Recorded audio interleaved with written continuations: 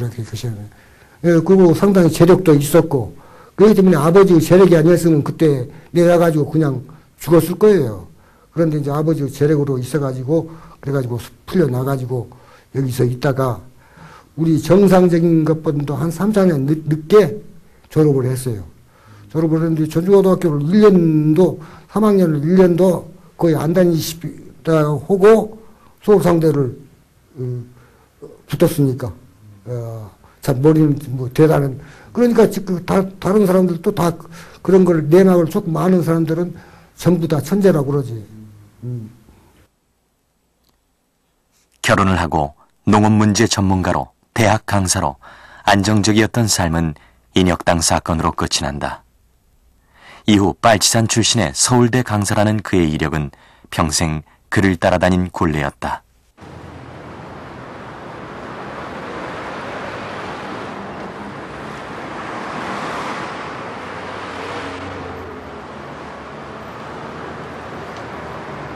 서울 중부경찰서 맞은편 이 작은 골목 안에 평생 박현채가 글을 쓴 작업실이 있다.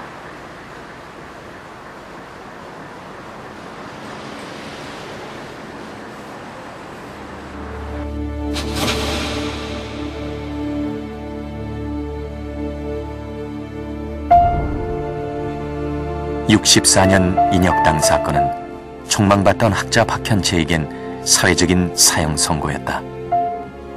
활동 중이던 연구소를 잃고 80년대까지 그는 제야 평론가로 생활고 속에 살아야 했다.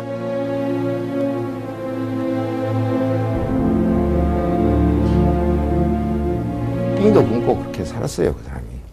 근데 그 제일로 내가 그 가슴 아팠던 것은 아침마다 이 사람이 나와서 집 앞에서 뭐 운동을 한다고 이렇게 뭐 가벼운 체조 같은 것을 했던 모양입니다. 그런데 또 그 사람이나 나오고 동기 동창이 있는 어떤 친구가 회사에 다니는데 출근길이 꼭 그 사람 집 앞을 지나가게 됐대요. 그러니까 그 뭐 옛날 세대이니까 그렇겠습니다만은 아침 인사가 너 밥 먹었어? 그렇게 하지 않습니까? 그런데 아침을 굶고 이렇게 하고 있는데 그 친구가 딱 또 지나가면서 너 밥 먹었어?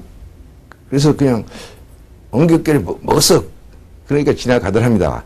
사실은 뭐 쌀을 살 돈이 없어서 그놈이 아침에 지나가겠지. 그러면 나와 있다가 돈을 좀 빌려달라고 해야 되겠다라고 생각했었는데 밥 먹었어 하니까 그냥 먹었어 하고 대답이 나오더라고. 그 이야기를 웃으면서 해요. 그런데 그게 웃으면서 할 얘기가 아니죠. 듣는 사람들이 참 가슴이 쓰린 그런 경험을 했습니다마는. 그는 대신 쉬지 않고 글을 썼다. 글은 박현채의 유일한 생계수단이었다. 하지만 현실의 변화에 필요한 글이라면 돈과 상관없이 때로는 자신의 이름을 버리고 글을 썼다. 학자 박현채. 그는 평생 정권의 엄중한 감시 속에 살면서도 한 번도 자신의 논지를 버리지 않았다. 냉전시대. 분단의 극복은 그에게 또 하나의 과제였다. 인혁당에 연루된 60년대부터 그는 평생 북한과 거리를 두어야 한다는 의식이 확실했다. 분단 상황에서 북한과 관련되면 곧 모든 명분을 잃는다는 것을 인식했기 때문이었다. 대신 박현채는 민족경제라는 틀을 통해 남북한이 평화롭게 공존할 길을 모색했다. 이것이 분단시대, 대립하는 남과 북 사이에서 박현채가 제시한 제3의 길이었다. 소위 사이지 체제, 북한에 대해서는 민족이라는 점에 있어서는 상당히 수용을 하는 대상으로 생각을 했던 분이죠.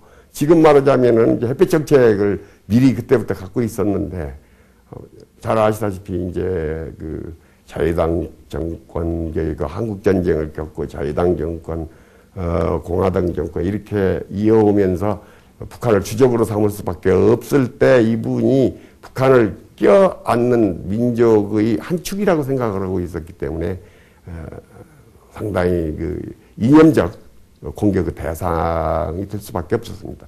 이것이 이제 그분이 생 전체를 통해서 분단의 비극, 냉전의 비극 주인공이었다 이렇게 평가할 수 있고, 그런 면에서 이 냉전을 어떻게 볼 거냐, 민족 경제로서 승화시키려고 했던 겁니다.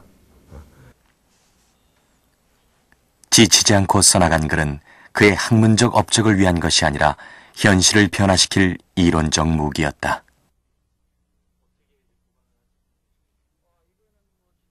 하루 저녁에 100매도 쓰고 그런 참 논문 공장이라고 할 정도 부를 정도로 많이 썼고, 어쨌든 끊임없이 10년 동안을 거의 한 달 치고도 며칠 내놓고는 끊임없이 그런 작업을 해서 그때도 우리가 농담 얘기로 모든 이 사회 돌아다니는 예를 들면 신문 잡지 이런데 제 주인 찾아가기로 하면 엄청나게 많은 양이 올 것이다. 78년 민족경제론이 출판되면서 그는 이후 정권에 대항하는 이론의 구심점이 되었다. 수많은 민주인사와 현장의 실천가들이 그의 분석과 전망을 듣기 위해 작업실을 찾았다.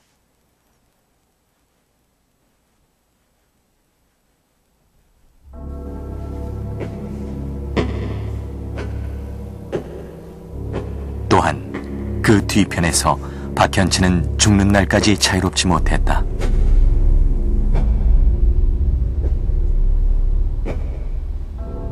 80년 김대중 내란음모 사건으로 또다시 일주일간 고문을 당했고 이후에도 상황은 달라지지 않았다. 제가 취재를 가면 형사가 와가지고 동향조사 한 달에 2번씩 하고 나서 아무 이상 없다, 나쁜 짓 하지 않았다 하는 것을 자필로 받은 다음에 도장을 찍어가는 그런 상황이었습니다.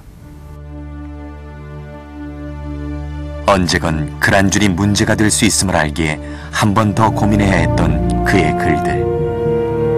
그것은 말 그대로 박현치가 목숨을 걸고 쓴 글이었고 그 힘은 변치 않는 민중에 대한 애정이었다. 모든 것을 성취하는 데는 정열이 있어야 한다. 그 정열은 무엇을 대상으로 하건 대상에 대한 지극한 사랑을 밑받침으로 해야 지속적으로 불타오를 수 있다. 나에게 경제학이란 제 민족과 가난한 자에 대한 충만한 사랑이다.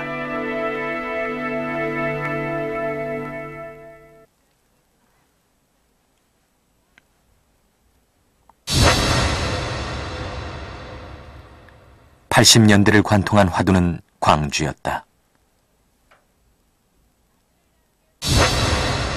광주에 대한 분노로 수많은 젊은이들이 사회의 변화를 요구하며 나섰고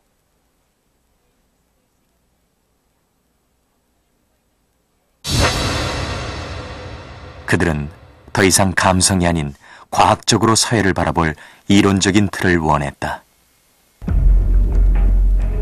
80년대는 곧 사회과학의 시대였다. 그것은 금서가 난무한 책의 순환시대이기도 했다. 80년부터 전기 간행물이 무더기로 등록 취소가 되고 문예 비평지들 역시 폐간 사태를 맞는다.